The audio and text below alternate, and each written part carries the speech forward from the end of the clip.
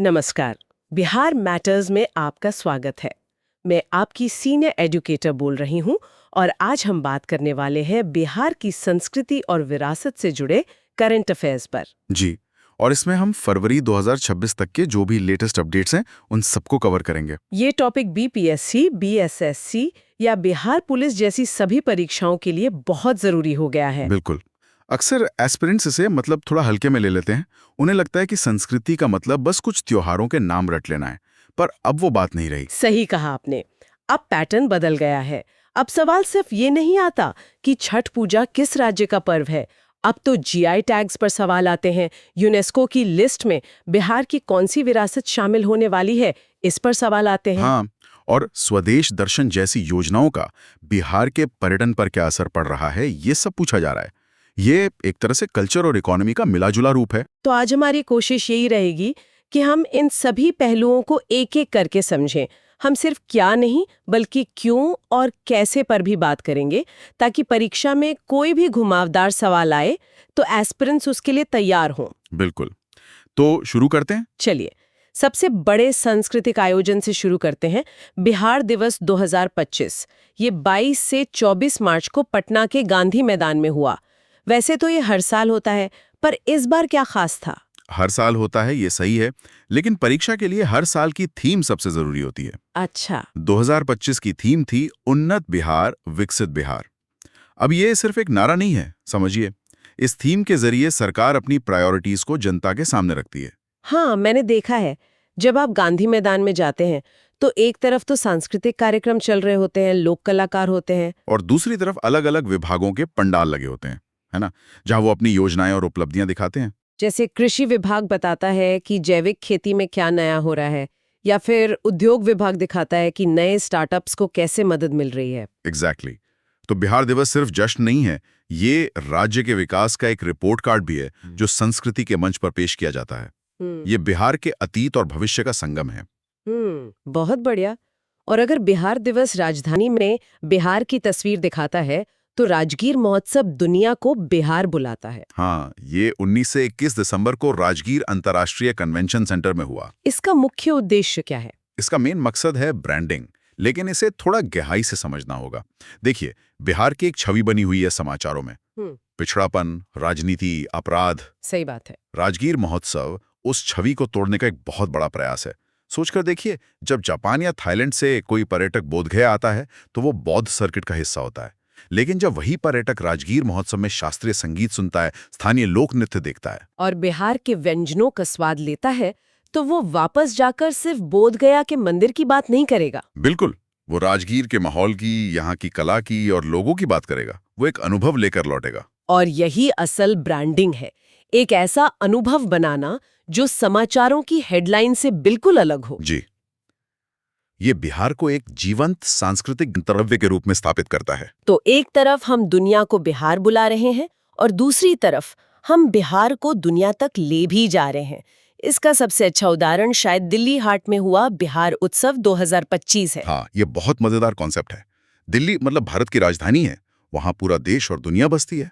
तो दिल्ली हाट में बिहार उत्सव का आयोजन करना एक तरह से बिहार का सांस्कृतिक दूतावास खुलने जैसा है। वहाँ बिहार के कारीगर अपनी मधुबनी पेंटिंग, सिक्की ग्रास आर्ट, भागलपुरी सिल्क, ये सब सीधे ग्राहकों को बेचते हैं। हाँ, इससे बिचौलिए खत्म होते हैं और उन्हें सही दाम मिलता है। से लेकर ठेकुआ तक, मतलब दिल्ली में बैठे किसी व्यक्ति को बिहार का पूरा अनुभव मिल जाता है। बिल्कुल। इससे न केवल कलाकारों को आर्थिक लाभ होता है, बल्कि बिहार की एक सकारात्मक और समृद्ध छवि भी बनती है। ये बिहार की सॉफ्ट पावर का प्रदर्शन है। ये तो हुए बड़े सरकारी स्तर के आयोजन, लेकिन बिहार की असली आत्मा तो इसके स्थानीय और क्षेत्रीय त्योहारों में बसती है ना? मिथिलाचल तो आप कह सकते हैं संस्कृति का सागर है। जैसे मधुश्रावणी उत्सव को ही ले लीजिए, ये जुलाई के महीने में होता है। अब ऊपरी तौर पर देखें तो ये नव विवाहित महिलाओं का अपने पति की लंबी उम्र के लिए किया जाने वाला त्योहार है। लेकिन इसका एक और गहरा पहलू है जो शायद कम लोग जानते हैं। हाँ, ये मानसून के आगमन का प्रतीक है। मिथिला एक कृषि प्रधान क्षेत्र है और बारिश वहां जीवन का आधार है। तो ये त्योहार प्रकृति के प्रति आभार व्यक्त करने का भी एक तरीका है। और मिथिला का ही एक और अनोखा त्योहार है सामा चकेवा। मैंने इसके बारे में सुना है कि इसमें मिट्टी की चिड़ियों से जुड़े कुछ रस्में होती हैं। ये होता क्या है, जरा विस्तार से बताइए। सामा चकेवा बहुत ही खूबसूरत त्योहार है। ये भाई बहन के रिश्ते को समर्पित है, रक्षाबंधन की तरह। कहानी ये है कि सामा नाम की एक लड़की पर झूठा आरोप लगता है और उसे पक्षी बनने का श्राप मिल जाता है। अच्छा, उसका भाई चकेवा बहुत तपस्या करके उसे वापस इंसान के रूप में लाता है। तो लड़कियां मिट्टी की रंग बिरंगी चिड़ियां बनाती हैं जो सामा और दूसरे पक्षियों का प्रतीक होती हैं। हाँ, और फिर कुछ दिनों तक गीत गाए जाते हैं, रस्में होती हैं, और आखिरी दिन उन मिट्टी की चिड़ियों को तोड़ने की रस्म होती है जो सामा के श्राप से मुक्त होने का प्रतीक है। इसमें गहरा संदेश भी छिपा है ना? बिल्कुल, पर्यावरण जागरूकता का। हम्म। इस त्योहार के माध्यम से पक्षियों और प्रकृति के साथ इंसानों के रिश्ते की कहानी सुनाई जाती है। ये लोक परंपरा का अद्भुत उदाहरण है, जहां मनोरंजन और कहानी के साथ साथ प्रकृति संरक्षण का संदेश भी पीढ़ी दर पीढ़ी आगे बढ़ता है। वाकई अद्भुत है। और बिहार में एक और ऐसा आयोजन है जो स्थानीय नहीं बल्कि अंतर्राष्ट्रीय है, गया का पितृपक्ष मेला। हाँ, ये तो बिहार के धार्मिक पर्यटन का सबसे बड़ा केंद्र है। हर साल सितंबर में दुनिया के कोने-कोने से लोग, खासकर हिंदू और बौद्ध धर्म को मानने वाले, अपने पूर्वजों की आत्मा की शांति के लिए पिंडदान करने गया आते हैं। ये हमारी स्पिरिचुअल इकोनॉमी का एक बहुत बड़ा हिस्सा है। हाँ, लेकिन इसमें एक चुनौती भी है। क्या? जब हर साल लाखों लोग आते हैं, तो गया के संसाधनों पर, जैसे साफ सफाई, पानी और ट्रैफिक पर बहुत दबाव पड़ता है। हाँ, ये तो है। तो इसके प्रबंधन के लिए भी कोई खास योजना होती है? अब सरकार इस पर ध्यान दे रही है। स्थायी बुनियादी ढांचे का निर्माण किया जा रहा है, जैसे नए गेस्ट हाउस, सड़कों का चौड़ीकरण, और फल्गु नदी में पानी बनाए रखने के लिए वो रबर डैम का निर्माण हुआ है।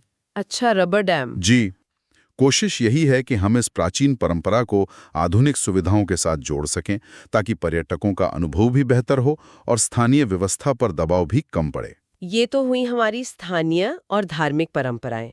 लेकिन अब दिलचस्प बात ये हो रही है कि बिहार साहित्यिक और बौद्धिक चर्चाओं के लिए भी एक वैश्विक मंच बन रहा है, जैसे पटना में हुआ उन्मेष उत्सव 2025। उन्मेष एक बहुत बड़ा साहित्यिक महाकुंभ था।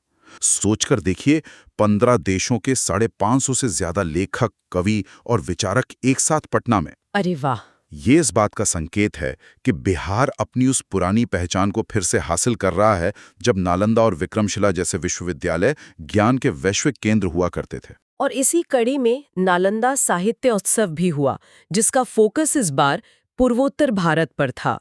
ये थोड़ा अनोखा कॉम्बिनेशन है, बिहार और नॉर्थ ईस्ट। ये एक बहुत सोचा समझा कदम है।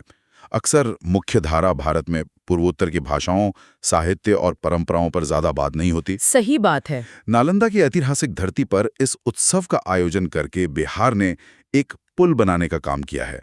जब असमिया, मणिपुरी या नागा साहित्य पर चर्चा नालंदा में होती है, तो ये राष्ट्रीय एकता को मजबूत करता है। ये सब हाल के डेवलपमेंट्स हैं, लेकिन इन्हें ठीक से समझने के लिए कुछ स्टैटिक जानकारी को जोड़ना भी जरूरी है, जैसे बिहार के सांस्कृतिक क्षेत्र मिथिला, मगध और भोजपुर। क्या हम कह सकते हैं कि बिहारी संस्कृति एक नहीं बल्कि इन तीनों का मिश्रण है? बिल्कुल, बिहारी संस्कृति एक बड़ा अम्ब्रेला है जिसके नीचे कई रंग हैं। मिथिलांचल अपनी बौद्धिक परंपरा, मैथिली भाषा और विश्व प्रसिद्ध मधुबनी पेंटिंग के लिए जाना जाता है। और मगध क्षेत्र तो इतिहास की धुरी रहा है। मौर्य साम्राज्य से लेकर बौद्ध धर्म के केंद्र तक नालंदा और राजगीर इसी क्षेत्र में है। सही। और भोजपुर क्षेत्र अपनी ऊर्जावान संस्कृति, भोजपुरी भाषा और लोक संगीत के लिए प्रसिद्ध है, जिसने दुनिया भर में अपनी पहचान बनाई है। और इन क्षेत्रों की अपनी खास लोक परंपराएं भी हैं, जैसे जट जटिन और बिदेसिया। बिदेसिया के बारे में कहा जाता है कि ये सिर्फ मनोरंजन नहीं बल्कि उस दौर के समाज का आईना था। बिल्कुल सही कहा। जट जटिन एक लोक नृत्य है जो प्रेम और विरह की कहानी कहता है। लेकिन बिदेसिया, जिसे भिखारी ठाकुर ने रचा था, वो एक क्रांति थी। वो उस दर्द की कहानी थी जब बिहार से लाखों लोग रोजगार के लिए अपना घर परिवार छोड़कर कलकत्ता या दूसरी जगहों पर जाते थे। अच्छा। मेरे दादाजी बताते थे कि जब गांव में विदेसिया का मंचन होता था तो पूरा गांव रो पड़ता था, क्योंकि हर घर का कोई ना कोई परदेसी था। ये उस दौर के प्रवासन का एक जीवंत दस्तावेज है। तो ये जमीनी परंपराएं हमारी पहचान रही हैं, और अब यही कलाएं बिहार को दुनिया के नक्शे पर एक नई पहचान दिला रही हैं। और इसका सबसे बड़ा जरिया बन रहे हैं जीआई टैग्स। हाँ, हाल ही में पत्थरकट्टी स्टोन आर्ट को जीआई टैग मिला है। ये क्या है? देखिए, जीआई टैग यानी ज्योग्राफिकल इंडिकेशन। आसान भाषा में समझें तो ये किसी खास जगह के उत्पाद पर लगने वाला एक क्वालिटी और ओरिजिन का स्टाम्प है। जैसे दार्जिलिंग की चाय। बिल्कुल, ये टैग बताता है कि ये प्रोडक्ट असली है और उसी खास जगह पर बना है। पत्थरकट्टी गया के पास एक गांव है।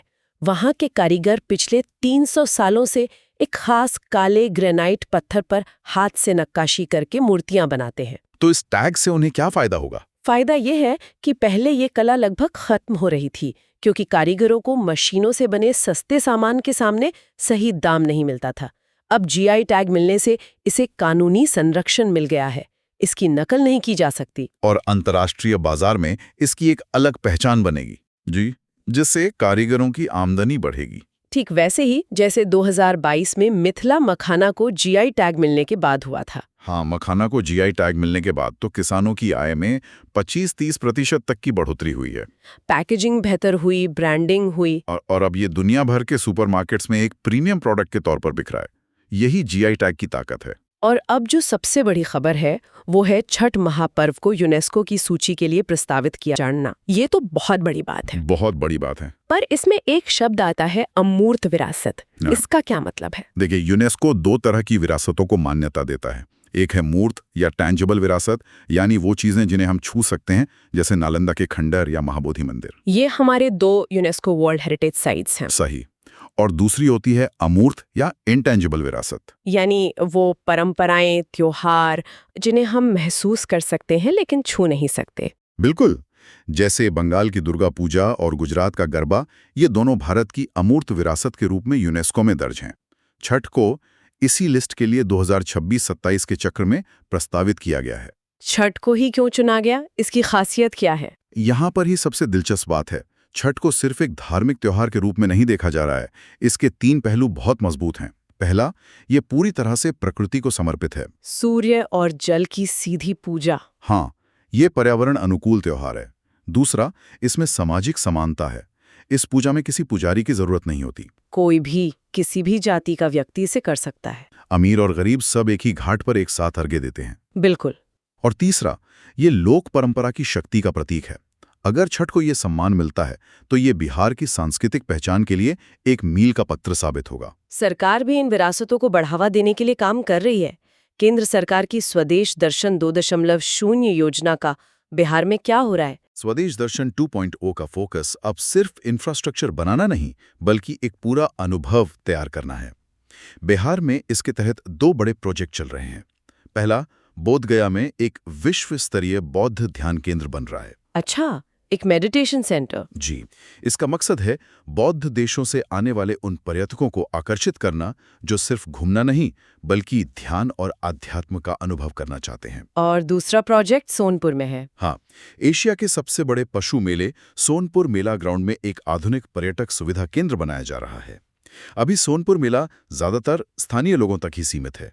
इस केंद्र के बनने से वहां रुकने की बेहतर व्यवस्था होगी, साफ सफाई होगी। तो इससे राष्ट्रीय और अंतर्राष्ट्रीय पर्यटक भी इस अनोखे मेले का अनुभव लेने के लिए आकर्षित होंगे। यही इसका लक्ष्य है। ठीक है, तो हमने काफी कुछ कवर कर लिया है। आज की चर्चा से परीक्षा के लिए कुछ सबसे जरूरी वन लाइनर्स निकाल सकते हैं? जरूर। 4 बातें तो दिमाग में बैठा लीजिए। बताइए। पहला, बिहार दिवस 2025 की थीम, उन्नत बिहार, विकसित बिहार। दूसरा, हाल ही में जीआई टैग किसे मिला? गया के पत्थरकट्टी स्टोन आर्ट को 2025 में। हाँ। तीसरा, यूनेस्को की अमूर्त विरासत सूची के लिए प्रस्तावित त्योहार छठ महापर्व। और चौथा, बिहार में यूनेस्को विश्व धरोहर स्थल कौन से हैं? महाबोधि मंदिर और नालंदा महाविहार।